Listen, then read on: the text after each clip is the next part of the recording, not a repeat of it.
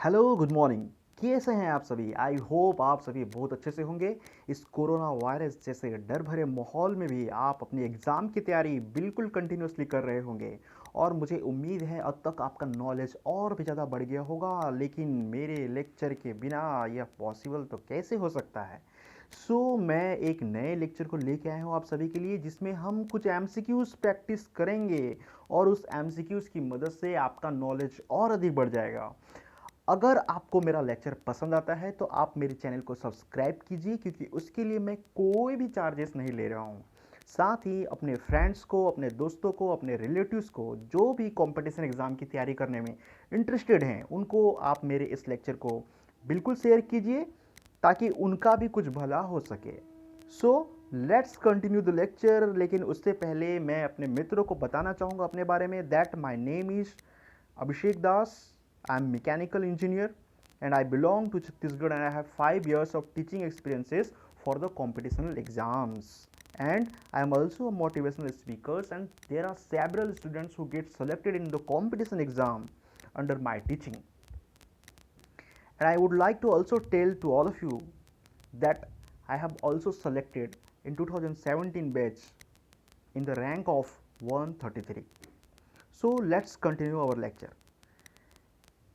देखिए, इस लेक्चर को स्टार्ट करने से पहले मैं आप सभी को एक और बात बताना चाहूँगा, that I am also present in the platform of Unacademy, so you can take benefit of my teaching in the platform of Unacademy. There are several courses in the Unacademy is going, that is free courses, free classes, special classes, and the paid classes, that is known as plus classes. So you can take benefit of free classes. अगर आप बिना फी के study करना चाहते हैं Unacademy में तो आप फ्री क्लासेस ज्वाइन कर सकते हैं। उसके लिए आपको ऐप डाउनलोड करना पड़ेगा। और अगर आप अनअकैडमी ज्वाइन करना चाहते हो सो you can join it quickly. आप देरी ना करें, क्योंकि आपको पता है कि फ़ीस जो है वह टाइम के अकॉर्डिंग जो है वो बढ़ जाती है।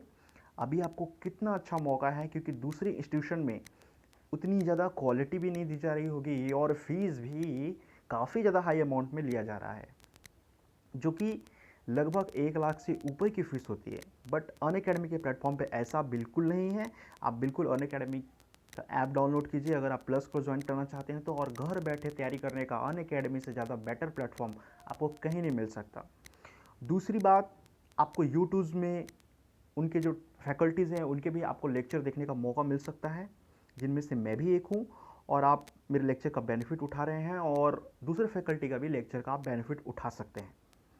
अगर आप देखिए अनअकैडमी का प्लस कोर्स ज्वाइन करते हैं, यानी कि जो पेड कोर्स है, तो पेड कोर्स के लिए तो फ़ी हर जगह लिया जाता है। तो देखिए, आपको एक बेनिफिट यहाँ पे हो सकता है, अगर आप मेरा कोई रिफ़र कोड उसको इस्तेमाल करते हैं तो आपके फ़ी में आपको 10% का डिस्काउंट मिलेगा। और मेरा रिफ़र कोड है अभी7 UPSC 5852। आप जैसे ही इसको प्रेस करेंगे और इसको सबमिट करेंगे, वैसे ही आपकी जो फ़ी है उसमें आपको 10% का डिस्काउंट मिल जाएगा। सो लेट्स कंटिन्यू दिस लेक्चर। इस लेक्चर में हम कुछ एमसीक्यूज़ देखेंगे। ओके, इस लेक्चर की हम शुरुआत करते हैं। Question number 1, MCQs. देखिए, आपका क्वेश्चन जो है हिंदी और इंग्लिश दोनों में है, जिससे कि हिंदी मीडियम और इंग्लिश मीडियम दोनों बच्चों को मैं ध्यान रखते हुए ये बनाया हूँ। आपको ये बेनिफिट ज़रूर देगा। कौन सी पर्वत रेंज एशिया और यूरोप को अलग करती है? That mean the mountain range that separate Asia from the Europe. आपके ऑप्शन है एंडीज, हिमालय, यूराल या अरावली। आई होप आप इसको ज़रूर सॉल्व करेंगे इस लेक्चर को पॉज करके, उसके बाद आपको मेरा आंसर ज़रूर मिलेगा। देखिए, इसका आंसर होगा बच्चों, यूराल माउंटेन जो होता है वह क्या होता है, एशिया और यूरोप को अलग करता है। ओके, इसका हम इमेज भी चेक करेंगे, लेकिन वो लास्ट में हम देखेंगे। अब इसके बाद देखिए, आपका नेक्स्ट क्वेश्चन है, उत्तर अमेरिका दक्षिण अमेरिका से कैसे जुड़ा हुआ है? स्थल संधि से, जल संधि से, नहर द्वारा या नदी द्वारा? आप इसको इंग्लिश में भी देख लीजिए कि continent of North America is link to South America by and isthmus, straits, canal, other river. तो इसका आंसर क्या होगा? इसका आंसर होगा कि जो नॉर्थ अमेरिका है साउथ अमेरिका से एक इस्थमस के थ्रू जुड़ा हुआ है। इस्थमस क्या होता है बच्चों? इस्थमस मतलब होता है आपका स्थल संधि। सो इसका भी इमेज हम लेक्चर के एंड में देखेंगे। सो नेक्स्ट क्वेश्चन की ओर हम आगे बढ़ते हैं। वायुमंडल में किस गैस का परसेंटेज सबसे ज़्यादा होता है, सबसे मैक्सिमम होता है?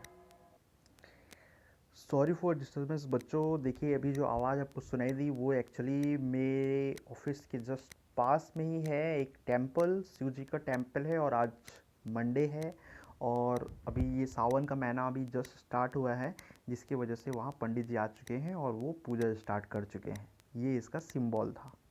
ओके, अब देखिए हम क्वेश्चन पे ध्यान देते हैं कि एटमॉस्फेयर में कौन सी गैस जो है उसका परसेंटेज सबसे ज़्यादा है। The major constituent of atmosphere by percent is, कौन सी गैस है? मीथेन है? बिल्कुल नहीं, मीथेन नहीं है। ऑक्सीजन? बिल्कुल नहीं। ओजोन? बिल्कुल नहीं। तो आंसर क्या होगा हमारा? नाइट्रोजन। अब आप पूछेंगे सर तो ये बता दीजिए कि अगर नाइट्रोजन का परसेंटेज एटमॉस्फेयर में ज़्यादा है तो वह कितना परसेंट है? तो वह जो है 78% है। सो हम नेक्स्ट क्वेश्चन की ओर आगे बढ़ेंगे। देखिए नेक्स्ट क्वेश्चन हमारा बोलता है कि पृथ्वी का कौन सा भाग ठोस चट्टानों से बना है? तो इसका ऑप्शन है वायुमंडल, जलमंडल, स्थलमंडल या जैवमंडल। तो देखिए इनमें से कौन सा करेक्ट आंसर है, आपको पहचानना है कि पृथ्वी का कौन सा भाग ठोस चट्टानों से बना है। हम इंग्लिश में भी इस क्वेश्चन को देख लेते हैं। देखिए, the domain of earth consisting of solid rocks is atmosphere, hydrosphere, lithosphere, other biosphere. So आपका आंसर क्या होगा कि पृथ्वी का कौन सा भाग ऐसा है जो चट्टानों से मिलकर बना हुआ है, ये सॉलिड रॉक से मिलकर बना हुआ है? That is lithosphere.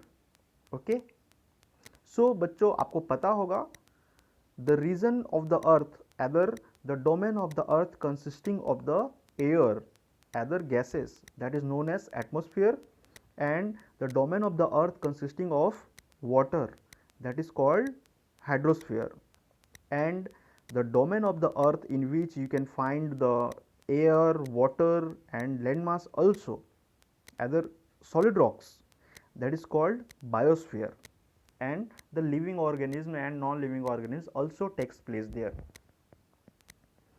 So हमारा आंसर क्या था? geomandal is our right answer, sorry, lithosphere is our right answer. So what is the lithosphere? The स्थलमंडल is lithosphere. Okay, so हम नेक्स्ट क्वेश्चन की ओर आगे बढ़ते हैं। तो हमारा नेक्स्ट क्वेश्चन है कि ऐसा कौन सा कॉन्टिनेंट है विच is the largest continent in the world? So you have options Africa, Asia, Australia and Europe. कौन सा आपका कॉन्टिनेंट है जो कि सबसे बड़ा है?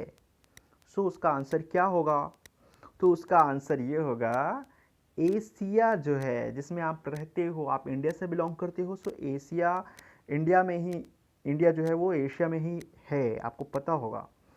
सो Asia is the largest continent of the world, मतलब यह दुनिया का सबसे बड़ा क्या है? महाद्वीप है।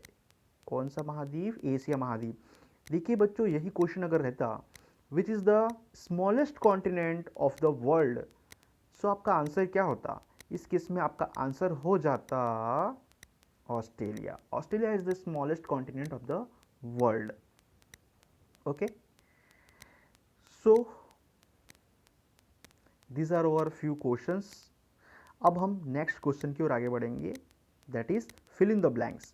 सो the deepest point on the earth is called, जो अर्थ में जो डीपेस्ट पॉइंट है हम उसको किस नाम से जानते हैं? तो उसको हम मेरियाना ट्रेंच के नाम से जानते हैं।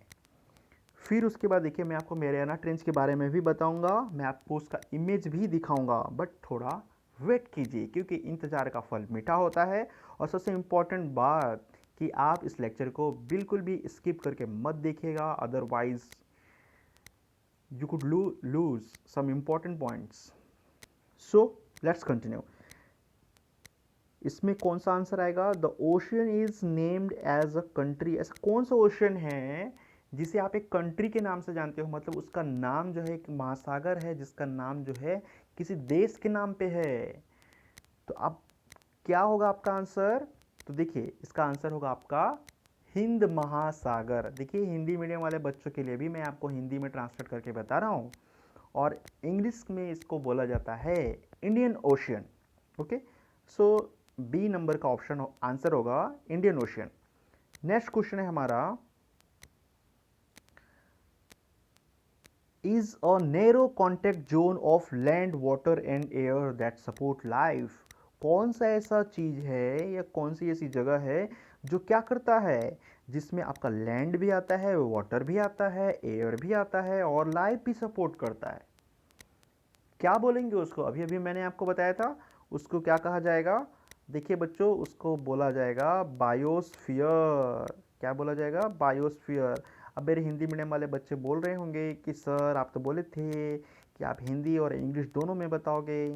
सो बिल्कुल बताऊंगा बच्चों। पहले मैं आपको स्पेलिंग बता देता हूँ। ये क्या होगा? बायोस्फीयर का स्पेलिंग ये है, और इसको हम हिंदी में बोलते हैं जैवमंडल। क्या बोलते हैं? जैवमंडल। सो आपका ये आंसर हो गया। अब इसके बाद देखिए नेक्स्ट क्वेश्चन है हमारा, the continent of Europe and Asia together are known as. दोनों को आप एक साथ क्या बोलते हो? जो आपके जो कॉन्टिनेंट हैं, जो महाद्वीप हैं एशिया और यूरोप के, आप उन दोनों को एक साथ क्या बोलते हो? तो उन दोनों को हम एक साथ क्या बोलते हैं सर? उन दोनों को हम एक साथ बोलते हैं यूरेशिया। किस नाम से जानते हैं? यूरेशिया के नाम से जानते हैं, है कि नहीं? आई होप कि आप सभी को ये लेक्चर काफ़ी ज़्यादा इंटरेस्टिंग लगा होगा, मज़ा आया होगा, क्योंकि इसमें काफ़ी ज़्यादा इंपॉर्टेंट क्वेश्चंस हैं जो आपको बेनिफिट पहुंचा सकते हैं, जो कि आपके एग्ज़ाम में आपके स्कोर्स को ज़रूर इंक्रीज़ करेंगे। मुझे पूरा यकीन है इसका। अब देखते हैं हम कुछ इमेज के बारे में जानते हैं। जैसे ये है आपका एक मैरियाना ट्रेंच है, जो कि आपके पैसिफिक ओशन में मिलता है। और देखिए मैरियाना ट्रेंच जो है ये धरती की सबसे गहरी जगह है, ऐसा माना जाता है। इसकी जो गहराई है, इसकी जो डेप्थ है, वह लगभग कितनी कितनी है इसकी डेप्थ? तो देखिए इसकी जो डेप्थ होती है वह लगभग 10,898 से लेकर के 10,916 मीटर तक इसकी जो डेप्थ होती है। अभी तक देखिए क्या हुआ है, माउंट एवरेस्ट को चढ़ने वाले लोगों की जो संख्या है लगभग 1000 के आसपास है, लेकिन इस जगह पे जाने वाले लोगों की जो संख्या है ओनली 3 है। कितनी है? 3 लोग ही यहाँ तक जा पाए हैं। और माउंट एवरेस्ट की जो आपको हाइट पता होगी वो कितनी है? 8848 मीटर, जो कि अब बढ़ चुकी है, और अभी कितनी हो चुकी है? वो हो चुकी है 8850 मीटर हो चुकी है। ओके बच्चों, आई होप कि आपको क्लियर होगा। लेकिन जो मैरियाना ट्रेंच है उसकी उसकी जो गहराई है वो कितनी है? उसकी गहराई है 10,916 मीटर के आसपास। मतलब कितना ज़्यादा है ये, आप खुद सोचिए।